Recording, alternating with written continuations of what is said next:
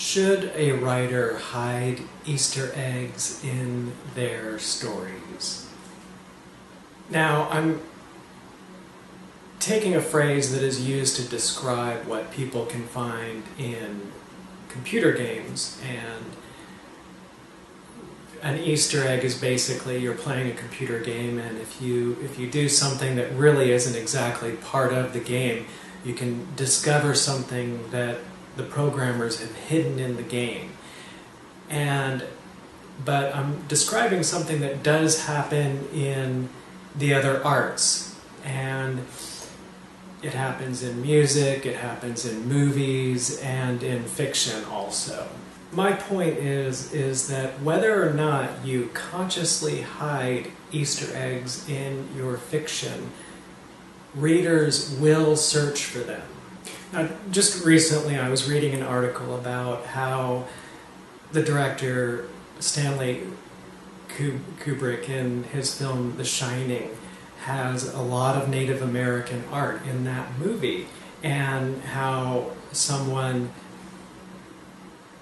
analyzed and declared that the movie is on the surface it's a horror film, but that it's really so much more. It's about Native Americans in North America, and that Stanley Kubrick was saying such and making, this statement and that statement. So this is an example of how the reader is searching for more in the story. Now, this sort of thing is so common that I'm sure you can think of examples of how people have declared that there's a certain hidden meaning in a song or in a well-known image, and that the artist has purposefully added these Easter eggs to their work. Whether or not you should add Easter eggs to your fiction is totally up to you. I don't think that it's necessarily a way to improve a story. I do think that it implies something greater. What I mean is that it shows that the reader-viewer is not a passive participant. They are working very hard without intentionally doing so, just because this is how the reader-viewer takes in a story. What I'm getting at is that the reader loves to solve a puzzle, and it doesn't have to be the main puzzle of the story. If you allow them to solve any puzzle at all, they will love you for it. Here's an example from the story I'm writing. So I have one character who early on in the story declares that he isn't crazy, his thoughts are being manipulated by someone in another world. And then through show not tell, I show his, whenever he's speaking, his thoughts are in line with whatever is happening in another character. First of all, I don't tell the reader that one character is influencing the thoughts of another. I simply show it. It's show not tell. And to a degree, I'm letting the reader figure out that one character is influencing, that it is in fact a particular character among characters that is influencing another. So they get to be a little bit of a detective. They read a story that is show and not telling them, not putting all the cards on the table, and they don't need to solve the big mystery of the story. This is one of the smaller mysteries of the story. Which character, if the first character I introduce is being influenced by another character, which character is it? And more than that, there's another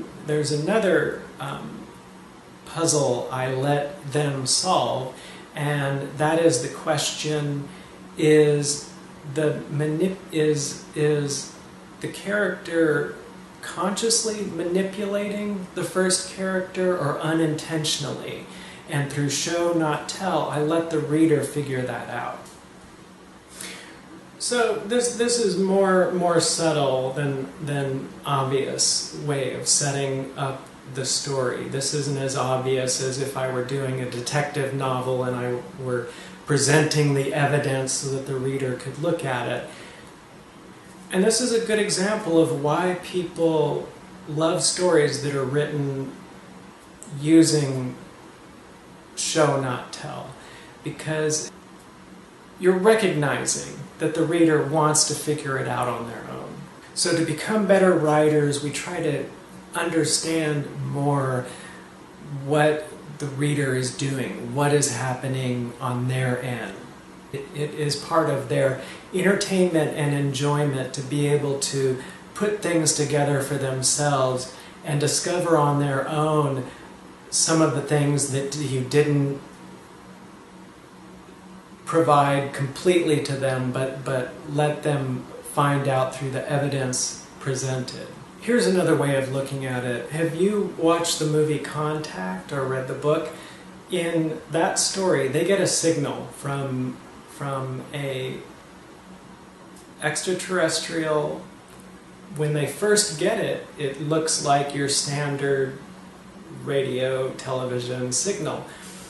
But then, because of the advancement of our society, we were able to realize that there was actually a digital layer to it, and basically the one signal had in it, you could read it a certain way, but also you could just as easily read it another way, depending on how advanced the society receiving that signal was. And they kept on finding layer upon layer.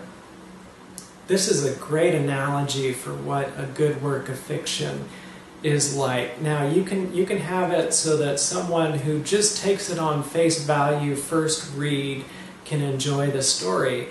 And also, it's a great idea to consider giving your readers a little bit of room. For the readers who are more like detectives, give them, who don't want to just forget about a story as soon as they're done reading it, but like to think about it and like to do a little bit of figuring things out. You're giving them some room to enjoy that form of entertainment, where they can, if they find themselves thinking about your story, you're giving them the option of making new discoveries about your story. Okay, let's get a little meta about the whole thing. Why? Why is it better writing to think about how there are these different ways of reading a single work of fiction? We can explain it this way. What is the most convincing reality? Virtual reality or real reality? The most convincing reality is real reality. And what is it like? Do we forget about what happened the day, the moment before, as soon as it's done? No. It leaves us with questions. We have things that we still need to figure out. We have things that we're thinking about, and things are always a little bit unknown to us, and we're not sure exactly what to do from day to day. And there are a lot of times where we do have to put two and two together and do have to make decisions, and things aren't obvious. And therefore, when you're writing, that is, when you're creating a virtual reality for entertainment, if you make your writing similar to reality in that way, you engage the minds of the reader.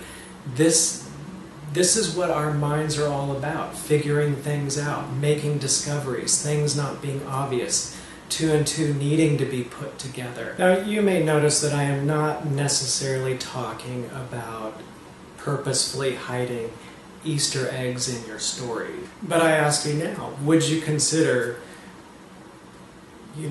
using your story also to be a sort of treasure map, or to be something that if someone were to actually go out and investigate, they might have discovered that you actually buried an actual treasure somewhere if they put the clues together that are outside of the story and don't necessarily improve or take away from the story. How often does this happen?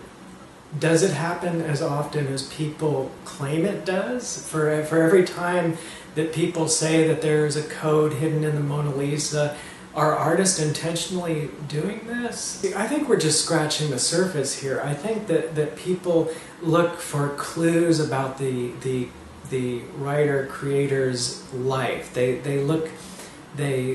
isn't just about Easter eggs, but they look for conditions of such and such in a certain author. Now that they've now that science can describe a new mental condition, to go back and in work try to find out if that particular creator had that condition by examining the effect it might have on their handwriting. So if you've ever hidden an Easter egg in a story, please leave a comment and let us know. And I greatly appreciate you watching the video. I make these videos to get the word out about my story that I'm working on.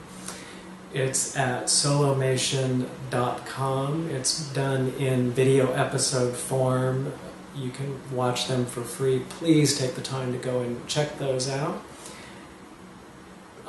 If you want me to make more of these, please hit the like button, subscribe, tell a friend. My videos get known most, through word of mouth and that sort of thing like that. I don't have any advertising agencies or anything like that helping me. So it's all of you that are driving these videos, and I greatly appreciate any way that you help get these videos seen by more people. I hope your writing goes great, and have a good day.